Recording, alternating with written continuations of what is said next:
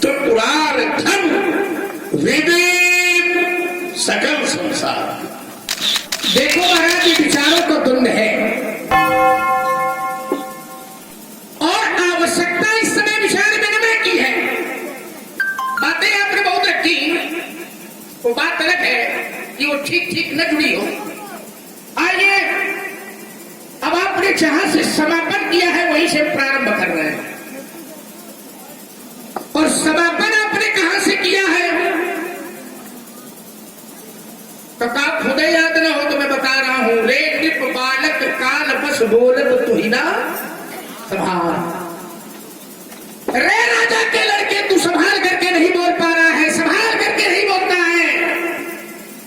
देखो महाराज, एक बात आपको बता दें, लड़के अगर संभाल करके नहीं भी बोल पाते हैं, ध्यान करना, तो कोई बहुत बड़ा अपराध नहीं कर देते, कोई बहुत बड़ी चूक नहीं कर देते। लोक पक्ष में भी जब ऐसी बात आपके सामने आ जाती होगी तो आप कहते हैं छोड़ो भैया, लड़के हैं, क्या कहते हैं, हटाओ, झूठ है ना, क्या कहते हो आप, कोई बात थोड़ी गड़बड़ी हो गई, अरे छोड़ो, लड़के हैं। तो लड़के संभाल करके न बोल पावे तब तो ठीक, पर कम से कम ये पुरखे तो संभाल करके बोलना चाहिए। बता गड़बड़ ना, लड़के की बात भी आप तक पहुंचा रहा हूं और पुरखे की बात निर्णय आप करना कि कौन संभाल करके बोल रहा है, कौन संभाल करके नहीं बोल रहा है। लड़के ने जो आपके लिए प्रयोग किया था, क्या कहा था, बहुत ही तोरी लड़काई और कबहुना असरिस कीद गोसाई कहा था। देखो आपने सुना, गोसाई, गोसाई माने गोनाम इंद्री का और साई, साई नाम स्वामी का, इंद्री, इंद्रियों का स्वामी अर्थात मन। जिसने इंद्रियों पर विजय प्राप्त कर ली है, मन को अपने अधीन कर लिया है, इंद्रियकृत हो गया है, जितेंद्री हो गया है, ऐसे सम्मानित शब्द का प्रयोग मैंने आपके लिए किया। गोसाई कहा सबने सुना होगा। हम कह रहे गोसाई, उत्तर क्या आ रहा है, बोलत तो ही न संभाल, संभाल करके नहीं बोल।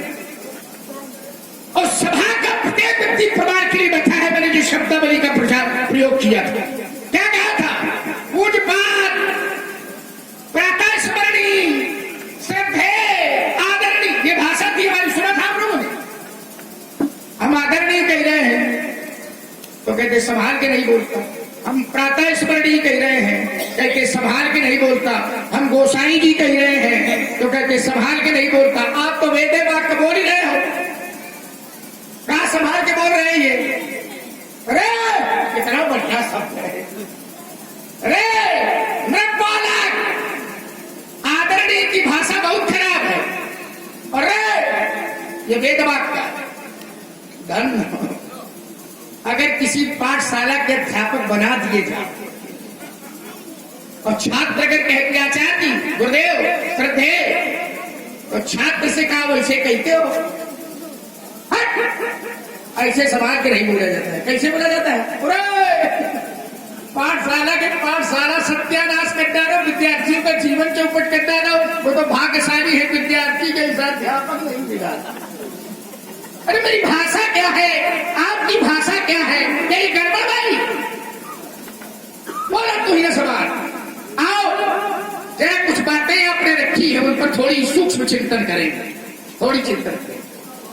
मैंने योग दर्शन का सूत्र रखा था और कहा था कि विरोध समाप्त हो जाता है। तो श्रीमान जी ने कहा, उत्तर जो दिया है, जरा बहुत सुधी लोग बैठे, मैं उनका ध्यान चाहूंगा। इन्होंने कहा कि ऐसा है, सूत्र का सम्मान है, बिल्कुल सही है, लेकिन ये लेकिन लगा के जो घटनाएं आपने बताई तो सीधे सीधे सूत्र का विरोध है या और किसी का विरोध, सूत्र का विरोध। लेकिन कह रहे थे योगी अहिंसा में प्रतिष्ठित होता है, लेकिन जब योगी को कोई छेड़ता है तो फिर योगी उसको नहीं छोड़ता। इतनी कैसी बात आपने कही कि जब योगी को कोई छेड़ता है तो योगी उसे नहीं छोड़ता है। खट संपत्तियां हैं, खट। हमारा अध्यात्म जो है बहुत कुछ बातें बताता है। कितनी संपत्तियां हैं, खट संपत्तियां, और खट संपत्तियों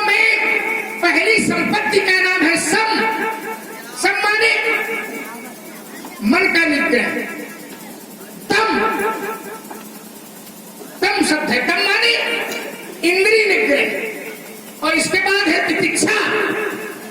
ये शब्द क्या है? आप जैसा व्यक्ति ये कहेगा ये तितिक्षा शब्द क्या है? तितिक्षा शब्द से ही तितिक्षु बना है। तितिक्षा माने सहनशील। ये तो आपकी बात हो गई कि उसने छेड़ा तो फिर नहीं छोड़ा, जैसे सामान्य लोग नहीं कहते, बच्चे नहीं कहते, उसने हमको कहा तो फिर हमने भी कह दिया। ये बात है। जिस धरती पर मेरा प्रश्न है वहां जुड़ करके उत्तर चाहिए। आपने कहा कि शंकर बाबा ने अपने पुत्र को नहीं छोड़ा। एक बार गणेश ने उनको छेड़ दिया तो कह रहे थे कि शंकर बाबा ने त्रिशूल उठाया और गणेश की गर्दन साफ हो गया, बिल्कुल साफ हो गया।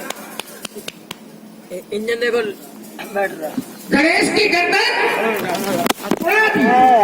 और गर्दन उड़ाना कह रहे थे अहिंसा है कि हिंसा है? आपने हमारी बात पूरी ध्यान से नहीं सुनी है। हमने कहने के लिए आपके लिए जगह ही नहीं रखी थी। हमने कहा था कि यद्यपि ऐसा होता है लेकिन किन्हीं अपरिहार्य कारणों से अगर इनको कभी बैर विरोध की आवश्यकता पड़ती है तो इनका बैर विरोध अधिकारों से होता है, दोषों से होता है। ये उसी के अंतर्गत गणेश की गर्दन उड़ाना, उसी के अंतर्गत। आपने कहा कि वो जब गणेश नहीं छोड़े गए तो कह रहे थे तुम कौने खेत की। क्या दर्शन है आपका? कौने खेत की मूली हो। हम बतावे कौने खेत की मूली है। ब्रह्मवाणी का 13वां अध्याय जिसका पहला श्लोक, इदम शरीरम कौन्ते क्षेत्रम विधीयते। इदम शरीरम कौन्ते क्षेत्रम विधीयते। हम उस खेत की मूली है, समझे बारा? हम उस खेत की मूली है। फिर आपने कहा कि जब काम विकार है लेकिन जब तक काम सशरीर शंकर बाबा के पास नहीं गया तो शंकर बाबा ने नहीं जलाया। अरे कैसी बात कर रहे हो आप? अरे जब तक सशरीर नहीं पहुंचा तो शंकर बाबा ने काम को नहीं जलाया। क्या हुआ? आप तो परमहंस और महात्माओं की साधना पर चोट कर रहे हैं कि सशरीर आया तो समाप्त कर दिया। अच्छा, विकार तो सूक्ष्म रूप से भी जीवन में आते हैं, आते कि नहीं आते?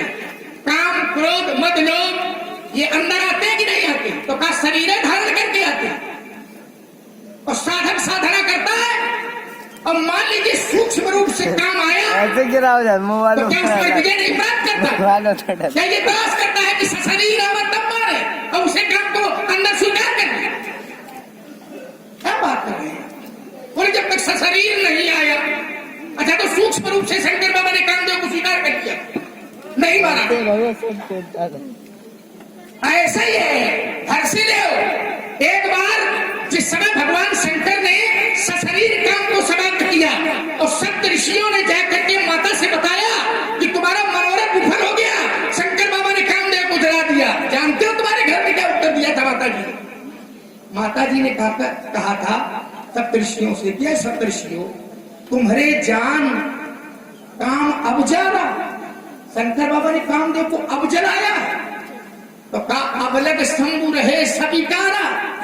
क्या अब तक उनके जीवन में काम था? विकार व्यक्ति थे क्या? नहीं, हमारे जान सदा शिव जोगी अज अनबद्ध अकाम अभोग। हमारे उनके जीवन में कभी काम नहीं। जब सूक्ष्म रूप से गया तो सूक्ष्म रूप से समाप्त हुआ और जब स्थूल रूप से गया तो कामदेव स्थूल रूप से समाप्त। साधना में बैठिए, पूजा में बैठो, कभी अनुभव करो। हम तो सोचते थे आपका बड़ा अनुभव हो, तभी बैठना। वो इसे चाहे विकार ना साधना का प्रारंभ करे तो बहु छेड़ते हैं, तुरंत आ जाए। इसी पर तो विजय प्राप्त करना, यही तो साधना का मार्ग। तो क्या सशरीर आते हैं हमेशा? जब सूक्ष्म रूप से आते हैं तो साधना करके उसको सूक्ष्म रूप से समाप्त किया जाता है। और जब सशरीर कामदेव पहुंचा तो शंकर बाबा ने समाप्त कर दिया। काम विकार है, भक्त प्रार्थना करता है कामादि दोष रहितम कुरु मानसम च। मेरे हृदय को कामादिक दोषों से रहित करो। विचार कीजिए, तो शंकर बाबा ने कामदेव को जला दिया और भैया काम का आया, अच्छा विकार दोष आ, काम विकार। और मैंने कहा था कि विकारों से लड़ाई, किससे लड़ाई है? दोषों से लड़ाई। हमने आपके कहने की जगह नहीं छोड़ी। चलो फिर एक प्रमाण में दे रहा हूं रामचरितमानस को। देखिए, योग मार्ग में जब चलते हैं तो ब्रह्मवाणी का एक सूत्र कहता है, द्वंदा तीतो विमत्सरा सम सिद्धावसिद्ध, सिद्धि में और असिद्धि में सम, द्वंद से परे अति द्वंद रहित जीवन हो जाता है। एक रामचरितमानस का प्रमाण में दे रहा हूं। हमारी आपकी लड़ाई शास्त्र की लड़ाई है और हम काल्पनिक न सुनते हैं न काल्पनिक सुनाते हैं। रामचरितमानस, खगहा, खगहा माने बैड़ा, पैल हाथी, हरि सिंह, बाघ, बराहा, कोल, देख महिक, महिक माने भैंसा, व्रत माने बैल, खगहा, करी, हरि, बाघ, बराहा और देख महिक प्रसाद सराहा, पैर विहाय चढ़ी के संगा, पैर छोड़ करके एक साथ विचरण। और चलिए जरा हम कितने प्रमाण आपको दें। फिर इस ग्रंथ का प्रमाण है, एक महापुरुष के दर्शन हो गए। सर्पणी जानते हो? सर्पणी, नागिन सर्पणी विषैली होती है। बिच्छू जानते हो क्या करती? लेकिन सर्पणी और बिच्छू दोनों को जो ये विकार है, एक के दर्शन से समाप्त है। जिन्हें ही निरख मद सापिन और पीछी तके ही विषम विषताम, जो उनका विषैलापन था उसके दर्शन से उन्होंने अपना विषैलापन तके ही विषम। ये शास्त्र कहते हैं, कोई मनमुखी बात बता रहा हूं क्या? कोई काल्पनिक बातें सुना रहा हूं का? महापुरुषों के साथ रहता हूं, उनके सत्संग से जो मिला है वो मैं आपको दे रहा हूं और परखी इसलिए लगा रहा हूं कि आप प्रतिष्ठित है? अब चलिए जरा, आपने कहा कि कामदेव ने शंकर बाबा के हृदय में कितने बाण मारे थे? 5। कितने मारे? 5 बाण। तो ये 5 संख्या तो लिखी तो डर लिखा तो ये गया है कि कामदेव ने जिस समय बाण शंकर बाबा के हृदय में मारे तो 5 नहीं लिखा गया, छाड़ो विषम विशिख उर्लागे, बस उतना ही देख क्या शब्द प्रयोग किया गया है? विषम विषम। लेकिन पढ़े लिखे हो खैर आपने, क्योंकि कामदेव के 5 बाण ही निश्चित है, तो आपने उसको कहा 5 बाण मार दिए और संख्या नहीं लिख करके शास्त्रकार ने विषम लिख दिया। तो विषम शब्द से ही 5 आ गया, क्योंकि संख्या उनकी 5 है, तो 5 की संख्या भी विषम है। 1, 3, 5 ये सब संख्याएं कैसी है? विषम संख्या। शास्त्रकार ने 5 ना लिख करके लिख दिया विषम। कितने बाण मारे? 5 बाण। कहाँ मारे थे महाराज? हृदय। समाधि टूट गई, समाधि टूट गई। कीर्तन का काम हुई, समाधि टूट गई। किसी की समाधि टूटे कीर्तन का काम हो गए। समाधि टूटना भी किसी को परमात्मा ध्यान से विमुख करना भी तो अपराध है। अपराध अपराध का फल पा गए। अच्छा, 5 बाण मारे, कहाँ मारे? हृदय में। हृदय। शंकर बाबा वैसे तो चाहे काम को छोड़ भी देते, पर कामदेव ने 5 बाण शंकर बाबा के हृदय में मारे। उनको कोई कष्ट नहीं दे। बहुत लोग ऐसे होते कि उनको कोई कष्ट दे दे वो एक बार सहन कर लेते, लेकिन इनके आराध्य को कोई कष्ट नहीं। बेटा चुपचाप बैठो, बहुत खोपड़ी में बैठो, बहुत अच्छे लोग बैठे हैं, शांति से सुनो। कहाँ मारे थे? हृदय में।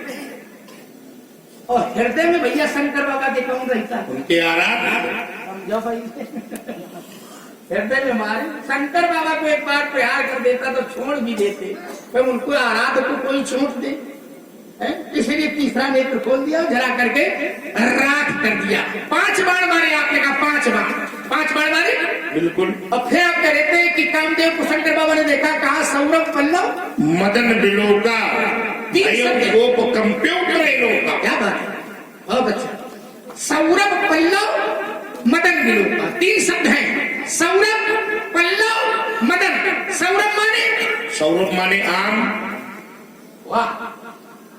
पल्लव माने पत्ता, मदन माने काम। कामदेव कहाँ छिपा है? सौरभ पल्लव। आम के पत्ते के पीछे कामदेव छिपा है। किस पत्ते के पीछे छिपा है? आम के पत्ते के पीछे छिपा है। आम के पत्ते के पीछे क्यों छिपा है? शंकर बाबा तो बरगद के नीचे बैठे थे, हमेशा बरगद के नीचे बैठते हैं। जब लग बैठ रहा हूं बटशाही, और जब लग तुम अयो मोही पाही, बरगद के नीचे बैठते हैं। ये तो प्रश्न जो तुम्हारा विचार नहीं है, ठीक है ना? आम का पेड़ ही क्यों चुना काम? हाँ, आम का पेड़ क्यों? उसमें कोई रहस्य है? रहस्य 5 बार आप बता रहे। हाँ, 5 और 5 बार कामदेव के हैं गए। ये भी पुष्पों के हैं, फूलों, फूलों के हैं। और तो जो 5 बाण फूलों के हैं, तो दुनिया में 5 बाण तो है नहीं। फूल तो बहुसंख्यी है भाई, बहुसंख्यी। दुनिया में फूल बहुत है, पर कामदेव ने जिन फूलों का प्रयोग बाण के रूप में किया है, वो फूल कौन है? आपने कहा कि ये तो विचार नहीं है कि आपके पत्ते के पीछे क्यों छिपा है, बरगद के पीछे क्यों नहीं छिपा है। ये विचार नहीं, इसी में अर्थ छिपा हुआ है। पढ़िए, देखिए, कामदेव जो आम के पत्ते के पीछे छिपा है, 5 फूल है कामदेव के। ये फूल कौन कौन से?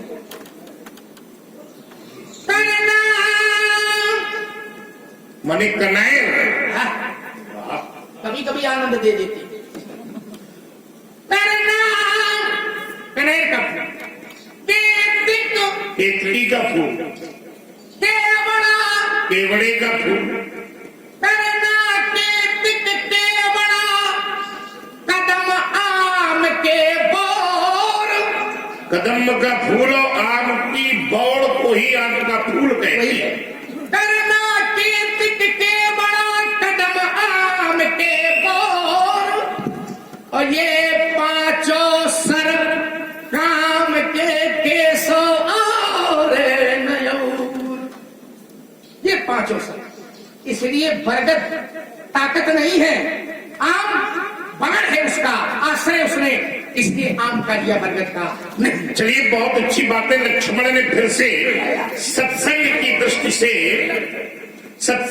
दृष्टि से लक्ष्मण ने बड़ी सारगर्भित बातें रखी। हमने कहा था कि सूत्र से हमारा कोई विरोध नहीं है, लेकिन जब योगी को कोई छेड़ता है तो फिर वो छोड़ा। लक्ष्मण ने कहा ये तो सामान्य विषय है, ठीक है, संसार के लिए सामान्य हो सकता है। तो क्या मैंने उदाहरण कोई सांसारिक दिया था? मैंने जो उदाहरण दिया था वो भगवान शंकर का दिया था, और भगवान शंकर का उदाहरण सांसारिक नहीं है। पहली बात, चलिए, तुमने शास्त्र की बातें सुनाई, हमारा भी विरोध नहीं है, सूत्र का कोई विरोध नहीं है। भाई, अगर विकारों से द्वंद्व है तो बोले वो तो सूक्ष्म भी आते, और तुम्हारे मुंह से एक शब्द निकला कि सूक्ष्म जब आए तो छेड़ा, तो बात तुम्हारी ही हो गई। सूक्ष्म भी जब छेड़ा तो नासवान किया गया, और जब सशरीर आया छेड़ा तब भी। आइए जरा, यहाँ एक चर्चा बहुत अच्छी आई है, हम सारी बातों को छोड़े दे रहे हैं, और मुदिता से मथानी चले, हमारा भी प्रयास यही था, इसलिए इसलिए तो चलिए, मुदिता से चले मथानी, तो इसलिए मैं इस विषय पर प्रवेश कर रहा हूं जहां तुमने, क्योंकि बहुत अच्छे लोग बैठे और इनको कुछ मिले नवनीत निकले, मथानी चले से प्रयास है। तो जिस समय कामदेव आम के पत्ते के पीछे छिपा और किसी वृक्ष के पीछे नहीं छुपा, तो लक्ष्मण ने कहा कि हाँ, ध्यान दें, श्री राम मोहन सिंह जी राठौर, उनकी ओर से 100 मुद्राएं क्रमशः प्रशांत जी और लक्ष्मण जी के चरणों में संयुक्त रूप से सागर भेंट है, तथा लोटर राम जी कठेरिया, उनकी ओर से 50 मुद्राएं संयुक्त रूप से समर्पित की गई हैं। कठेरिया साहब को बहुत बहुत धन्यवाद। देखिए, हमारा कोई प्रश्न नहीं है, हमारी एक जिज्ञासा है। जी काम है विकार, ये बहुत अच्छे लोग बैठे हैं। काम है विकार और आम है काम की शक्ति, ठीक है। इसलिए काम का वास आम के वृक्ष में है। तो काम है विकारी और आम है उसकी शक्ति। तो जब काम के साथ आम जुड़ गया, ठीक है ना, तो वो विकार की शक्ति हो गया। और जब शक्ति विकार के पास पहुंचती है तो फिर वो मंगलकारी नहीं होती, वो अमंगलकारी होती। ठीक, मेरा ध्यान वैदिक संस्कृत की ओर गया, वैदिक सभ्यता की ओर गया। हम लोग कोई भी धार्मिक कार्य करें तो उसमें कलश स्थापना करते हैं, वाह, करते हैं कि नहीं करते? और जब कलश स्थापना करते हैं तो कलश का पूर्ण पात्र हम लोग काहे के पत्तों से ढकते हैं, आम के पत्तों से। हम लोग हवन में लकड़ी का आएगी लगाते हैं, बोलते जाओ भाई, आम की। और जब बंधन बार बांधते हैं घरों में तो पत्ता काहे का होता। अब अगर ये केवल विकार की शक्ति है तो फिर इसका प्रयोग मांगलिक कार्यों में क्यों होता? पंडित जी, आपने कहा कि मुदिता के साथ क्या चले, मखानी चले। मुदिता माने प्रसन्नता, मुदिता माने प्रसन्नता। व्यास जी देखिए, थोड़ा सत्संग हुआ तो हमारा रंग चढ़ गया, क्योंकि प्रसन्नता वाला रंग तो इधर था, बिगड़ने वाला रंग उधर था। अब इन्होंने कहा कि नहीं, मुदिता माने प्रसन्नता। आप प्रसन्न हो जाओ तो सारी समस्या का समाधान हो जाए। फिर तुमने गड़बड़ शुरू कर दी। हमने समाज के लिए कहा था कि अगर ये थोड़ा सत्संग बढ़िया होगा। वो तो भाई आई बात आपकी, हमने लगता दी, जिस तेजी से आई थी उससे हमने बिल्कुल। तो बहुत गड़बड़, बहुत कलाकार हो। देखो शब्दों का खेल है। अब चलिए, मैं आपने कहा नवनीत निकले, नवनीत पहली बार आपके कान सुनेंगे, मैं नवनीत पर बताऊंगा। लाइए जरा। नवनीत, वही नवनीत तो चाहिए आपको। वो नवनीत आ जाए तो सारा खेल बन जाए दुनिया में। व्यास जी, एक नवनीत ऐसा है, नवनीत। नवनीत कैसे बनता है? गाय, गाय गाय का दूध दूहो, ठीक है। और दूध दूहने के बाद उसको जमाओ, ठीक है। जमाने के बाद फिर उसको मथाओ, और मथने के बाद जो निकलता है वो क्या है? नवनीत है। कई बार नवनीत माताएं बहने कई दिन का धरे रहते हैं, ऐसे तो है। आइए, संसार का सबसे अच्छा नवनीत कौन है? गाय कौन है? शास्त्र में